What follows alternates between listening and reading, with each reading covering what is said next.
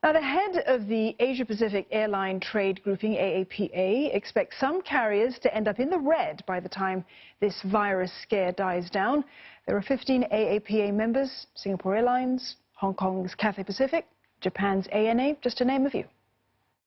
The overall bottom line effect, this is a very competitive. Margins are very thin. In a good year, airlines are making profit margins of maybe 4% or even less. Some airlines less than that, some airlines slightly better. So to go from profit to loss is finely judged. So it's possible that a number of airlines will be pushed into losses, but they'll come through it.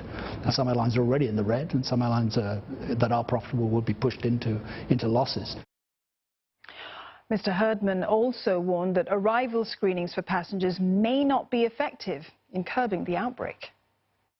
We learned from SARS and other events that arrival screening is not effective. There is a role for exit screening, preventing sick people travelling, preventing sick people from getting onto aircraft and other forms of transport. So there is a role for exit screening. The benefits of arrival screening are doubtful.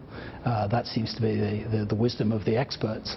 But of course, in a national government policy perspective, there's a temptation to a well-intentioned idea of trying to restrict entry. So you have temperature checks or questionnaires, or what is your travel history and so on. But it's interesting, we have this somewhat of a disconnect between what WHO is recommending and what many governments are doing, and particularly where you have very broad restrictions based on simply the passport you're carrying, or a very blanket requirement if you've been to any of these areas, and that might include the whole of China and a number of other countries. So it's doubtful whether there's any public health benefit to that.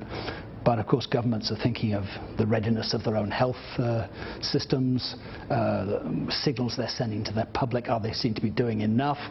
So we've got to disentangle why politicians, they're human after all, do the things they do, and whether that's for a public health reason or whether it's politically driven. And you can watch the full telecast of the interview on CNA's In Conversation this Wednesday at 9 p.m. Singapore, Hong Kong time.